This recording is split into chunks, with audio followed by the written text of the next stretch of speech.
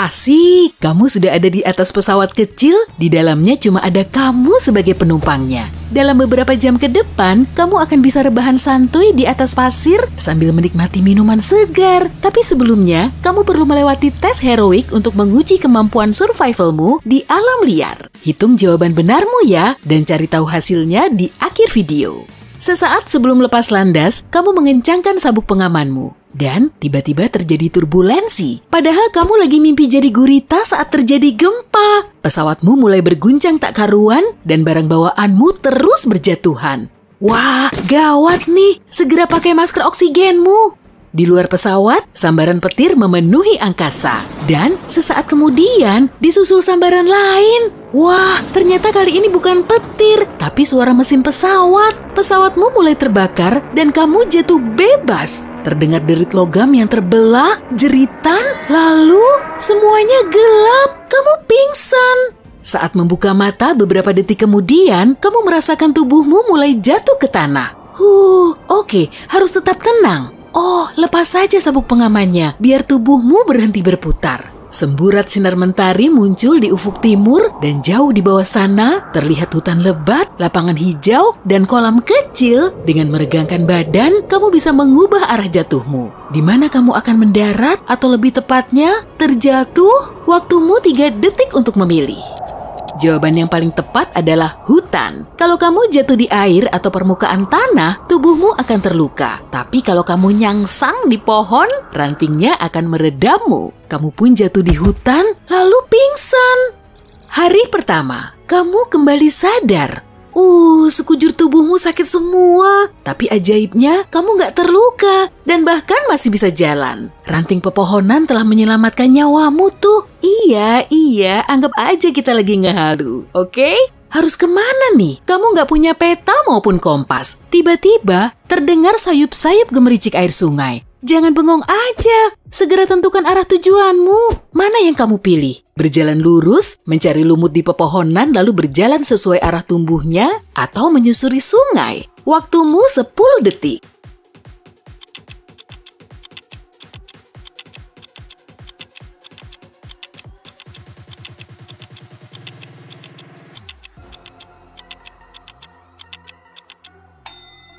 Kalau berjalan lurus, kamu akan tersesat dan cuma muter-muter. Mengamati lumut sebagai penunjuk jalan? Itu sih cuma karanganku aja. Sebaiknya jalan terus di sepanjang sungai, kamu akan melihat kolam atau danau yang kemungkinan juga ada manusia, jalan, atau rampu.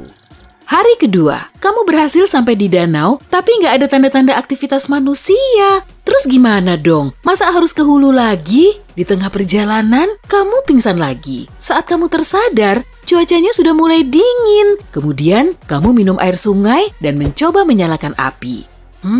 Kumpulkan ranting, belukar, kulit kayu birch, dan lumut kering aja kalau gitu. Sip, saat merogoh saku, kamu nemu korek gas dan kertas. Gimana caramu menyalakan api? Tumpuk ranting itu, lalu siram dengan bensin. Taruh sobekan kertas di sela-sela ranting, lalu nyalakan apinya. Susun ranting membentuk api unggun, taruh kulit pohon birch di bawahnya, lalu nyalakan. Makin dingin aja nih, buruan, waktumu cuma 7 detik.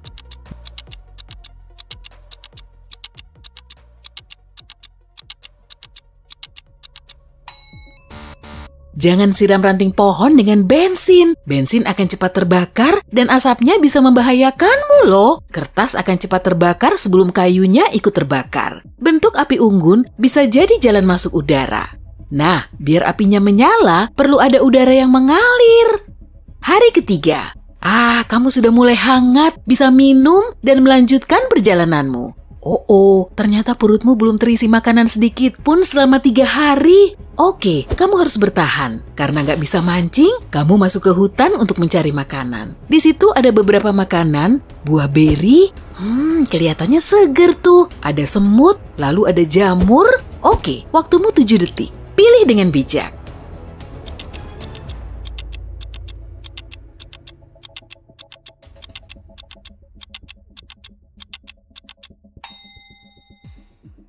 Yang paling aman tentu semut. Kamu nggak boleh makan buah beri dan jamur sembarangan. Bisa-bisa beracun. Terus gimana dong caranya bikin semut-semut itu berbaris rapi menuju mulutmu? Mana aku tahu. Hari keempat, beruang besar sudah menghadangmu. Kamu pun berseru untuk mengusirnya, tapi cuma dibalas dengan tatapan kurang senang. Beruang itu mulai mendekatimu. Gawat, apa yang harus kamu lakukan? Lari secepat mungkin, karena beruang bertubuh besar dan gak gesit. Manjat pohon lalu menunggu sampai beruang itu pergi, meringkuk di tanah dan tetap diam. Tentukan pilihanmu dalam 5 detik.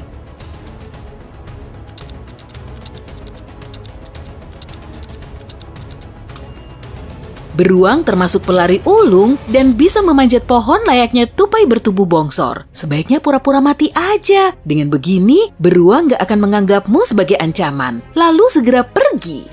Hari kelima, hujan deras mulai turun. Kamu harus berteduh di bawah pohon, membuat tempat berlindung, dan menyalakan api lagi. Dari ketiga pohon ini, di mana kamu harus berteduh? Tentukan pilihanmu dalam 7 detik sebelum basah kuyup.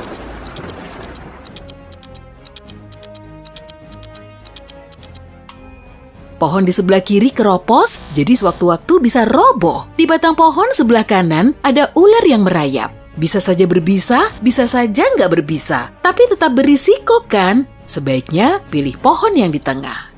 Hari ke-6, perutmu mulai keroncongan. Ternyata semut nggak bikin kamu kenyang ya? Ya udah, gimana kalau menangkap ikan aja? Aha, kamu bisa pakai bajumu sebagai umpan. Tapi tali pancingnya gimana? Kali ini waktumu 10 detik.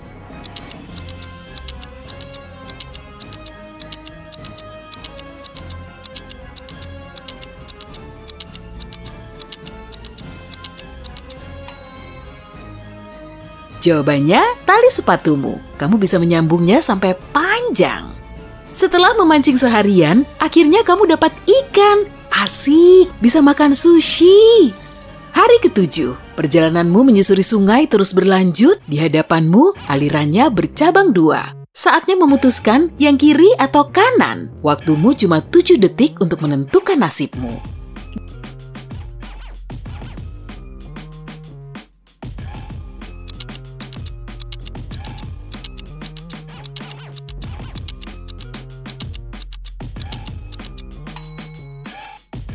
Jelas aliran yang kanan lah, ada jejak kaki serigala di aliran sebelah kiri. Sekawanan hewan liar yang lagi lapar? Nggak usah deh. Hari ke-8, di kejauhan terlihat atap rumah besar. Kamu pun bergegas menuju ke sana. Tapi, ya apes, rumah itu sudah terbengkalai dan nyaris roboh. Tapi kamu tetap ingin masuk. Di lorongnya terdapat 3 pintu. Ada tanda bergambar ular dan laba-laba di pintu pertama. Di pintu kedua, ada tanda bergambar lubang besar yang dasarnya dipenuhi tombak. Sedangkan di pintu ketiga, terpasang tanda petir. Mungkin di dalamnya ada listrik bertegangan tinggi. Ruang mana yang harus kamu pilih? Untuk menjawabnya, kuberi waktu 10 detik.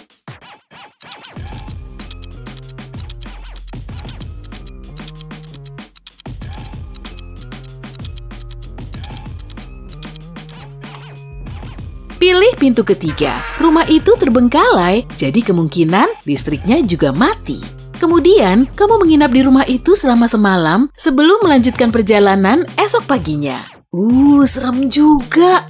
Hari ke-9, saatnya jalan lagi. Di dalam rumah itu, kamu melihat pecahan cermin lalu membawanya. Kali aja bisa dipakai. Setelah berjalan selama berjam-jam, kamu belum juga nemu jalan keluar. Kemudian, terdengar bunyi paling epik. Kamu pun mendongak. Wow, helikopter! Gimana ya caranya bikin mereka melihatmu? Mana sempat kamu bikin api? Nah, apa yang bisa kamu lakukan? Helikopternya segera menjauh tuh. Waktumu cuma 5 detik. Cepat!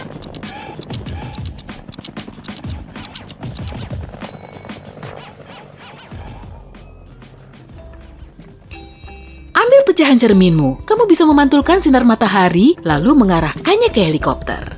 Yeay! Mereka bisa melihatmu, tapi kamu belum bisa diselamatkan.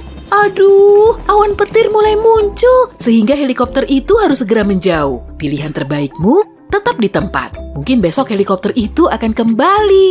Hari ke-10, kamu bangun dengan perasaan lega. Penyelamat akan segera datang. Kamu pun segera melepas sepatu dan cuci kaki. Lalu terdengar bunyi geraman. 2 ekor serigala sedang siap mengarahkan moncongnya ke arahmu. Kamu mulai berlari sambil panik. Serigala itu mulai menyusul. Di hadapanmu ada 3 jalan. Jalan pertama penuh dengan batu bara panas. Yang kedua dipenuhi paku berkarat. Dan yang ketiga penuh dengan pecahan kaca. Mana yang harus kamu pilih? Buruan, waktumu 2 detik. Serigala itu terus menyusulmu. Sebaiknya pilih batu bara panas saja. Kamu sedang berlari, jadi nggak akan sempat merasa sakit. Memang panas sih, tapi kakimu akan baik-baik saja. Serigala nggak akan berani melewati batu bara, tapi tetap berada di dekat situ. Para penyelamat nggak akan tahu lokasimu. Bentar, gimana bisa jalan ini muncul di dalam hutan? Wah, jalan buatan manusia ternyata. Kamu sudah ada di jalur yang benar nih. Pemukiman sudah dekat. Pasti ada makanan, air minum, dan wifi. Hari ke-11, helikopter itu muncul lagi di langit. Kamu keluarkan cermin dan mulai bersemangat. Helikopternya mulai terbang turun, tapi nggak bisa mendarat di tepi sungai. Hutannya terlalu lebat. Para penyelamat menunggumu di seberang sungai. Cepat, 3 batang kayu melintang di atas sungai. Mana yang bisa kamu lalui? Waktumu 10 detik.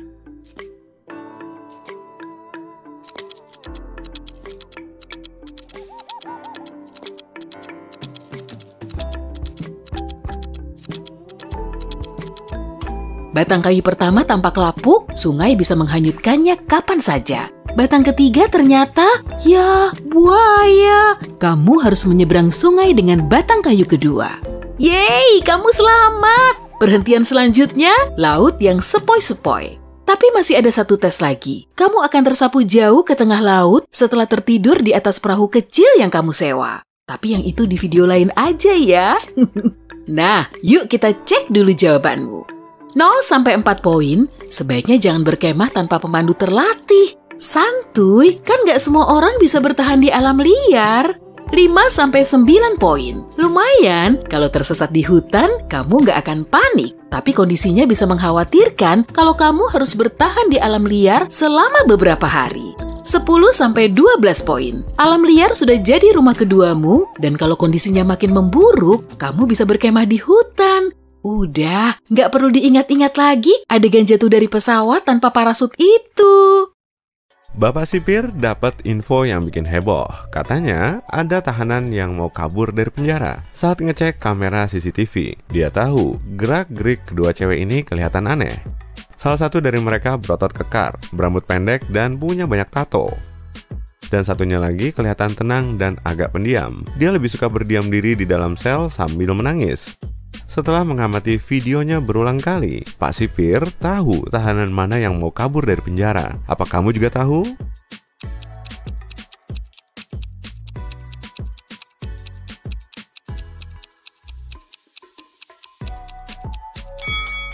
Tahanan kedua, ada kikir nancep di rotinya tuh. Dia bisa pakai alat ini untuk ngerusak jeruji besi. Miko ngelihat 3 apel di atas meja, tapi cuma salah satunya bisa dimakan. 2 apel lainnya ternyata beracun, dan Miko perlu makan 1 apel untuk sarapan. Apel mana yang harus dia pilih?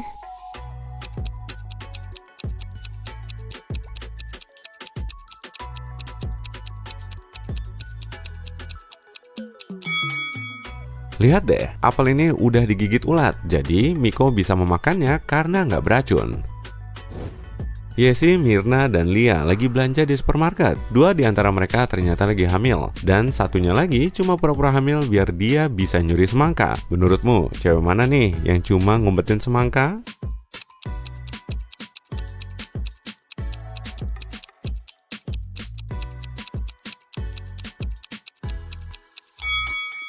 Lia, dia pakai high heels. Ibu hamil biasanya nggak pakai sepatu kayak gitu.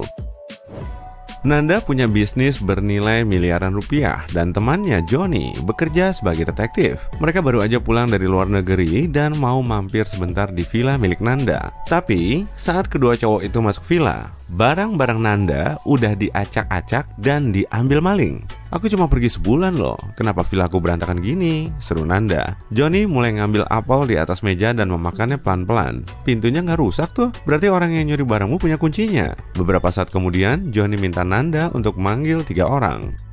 Mia, keponakan Nanda, bilang dia nggak datang ke rumah Nanda. Mobilnya sudah mogok 2 bulan, dan rumah itu sulit dijangkau dengan kendaraan umum. ART Sarah mengaku, dia sempat datang ke rumah Nanda beberapa minggu sebelumnya untuk naruh makanan dan bersih-bersih rumah. Tapi, sejak saat itu, dia nggak ke situ lagi. Tukang kebun Adam bilang, dia pergi liburan dan baru aja pulang. Malahan, tiketnya masih ada. Detektif Johnny langsung tahu biang keroknya. Waktumu cuma 8 detik untuk nebak jawabannya.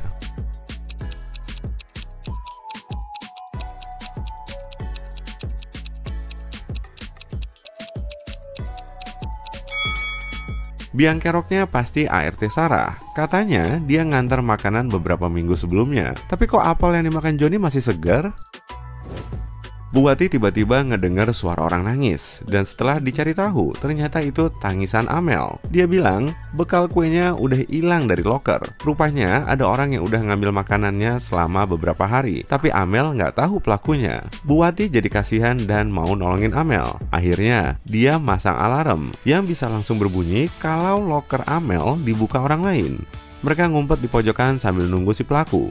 10 menit kemudian, alarm itu berbunyi. Tapi saat mereka mendekat, ternyata di situ nggak ada orang dan loker Amel sudah kosong.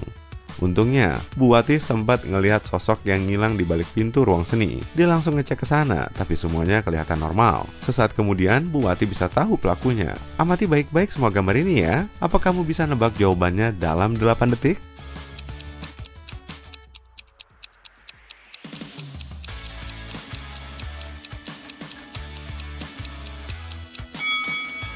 Cewek yang di sebelah kiri, dia ngelukis gambar hitam putih, tapi di paletnya cuma ada warna biru. Mungkin kebenarannya bisa dicek dengan remahan kue ya, tapi nggak tahu juga sih. Sebuah perusahaan parfum lagi merekrut staf baru. Semua kandidat harus mengikrarkan sumpah setia agar mereka diterima kerja. Dan di situ ada 10 orang yang mengikrarkan sumpah secara bersamaan. Tapi sebagian dari mereka berusaha curang. Bantuin perekrut untuk nyari tahu orangnya dong.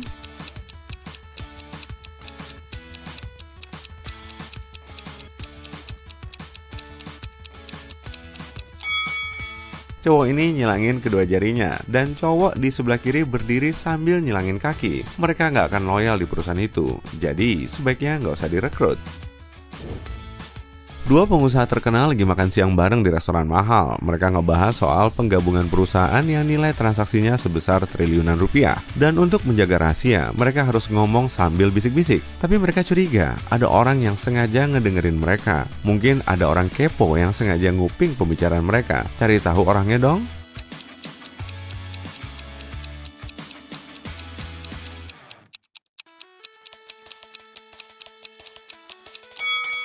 Cewek di dekat mereka lagi baca majalah dalam posisi terbalik. Dia pasti lagi nguping kedua pengusaha itu.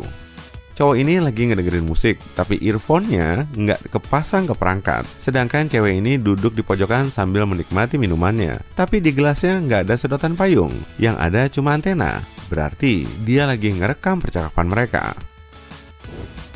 Karyawanku pada ngilang kemana sih? Seru bos ini.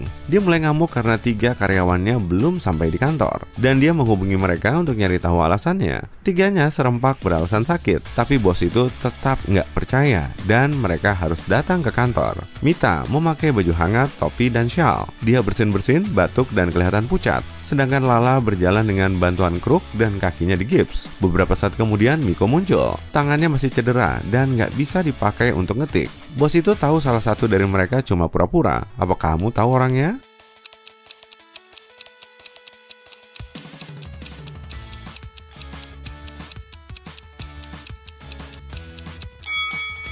Katanya tangan kiri Miko masih patah, tapi kok ponselnya ada di saku kiri? Berarti tangan kirinya bisa berfungsi dong. Pasti dia cuma pura-pura sakit biar nggak masuk kerja.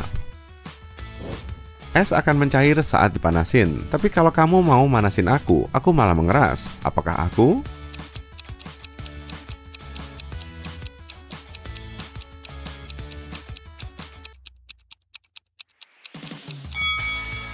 Telur. Kamu beli aku untuk makan, tapi nggak pernah memakanku. Apakah aku?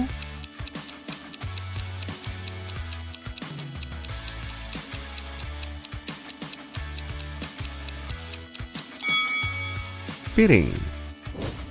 Mia harus pulang setelah larut, tepat jam 11 malam. Dia harus melewati taman kecil yang gelap di depan rumahnya. Tiba-tiba, dia mendengar derap kaki di belakangnya. Ada orang yang merampas tas di pundaknya kemudian kabur. Cewek itu segera menghubungi polisi dan petugas langsung menginterogasi 4 tersangka. Johnny bilang, aku lagi milih-milih baju untuk dipakai ke pesta. Camilla lagi belajar di rumah untuk persiapan ujian. Andri bilang dia lagi ngeliatin burung di taman. Sedangkan Nora lagi ikut kelas yoga. Setelah ngadain wawancara, petugas bisa nentuin pelaku penjabretan itu. Kalau kamu gimana?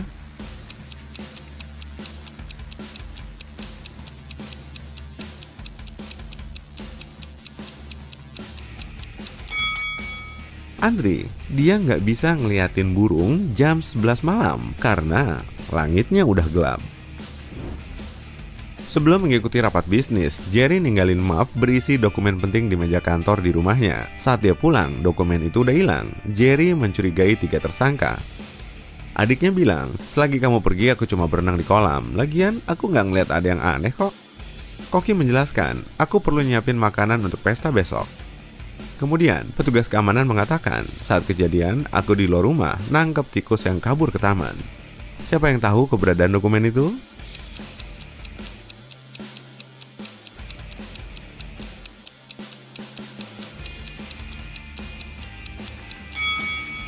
Petugas keamanan, dia kerja di situ bukan untuk nangkep tikus. Di persimpangan jalan yang ramai telah terjadi kecelakaan, tapi biang keroknya langsung kabur dari lokasi. Untungnya, sejumlah saksi masih ingat sama detail mobilnya. Polisi langsung mendatangi rumah tersangka dan di sana dia ngeliat mobil yang sesuai deskripsi para saksi. Tapi pemiliknya bilang, seharian dia di rumah aja. Polisi langsung tahu tersangka ini nggak berkata jujur. Kok bisa gitu ya?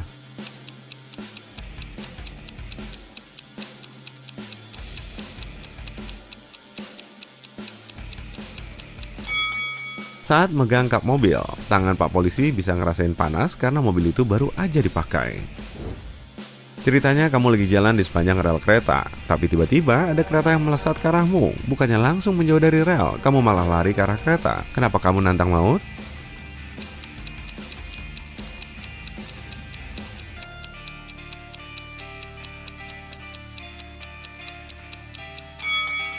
Saat ngeliat kereta, kamu masih ada di atas jembatan. Jadi kamu nggak bisa langsung kabur dan harus lari ke tempat terdekat untuk menjauh dari rel.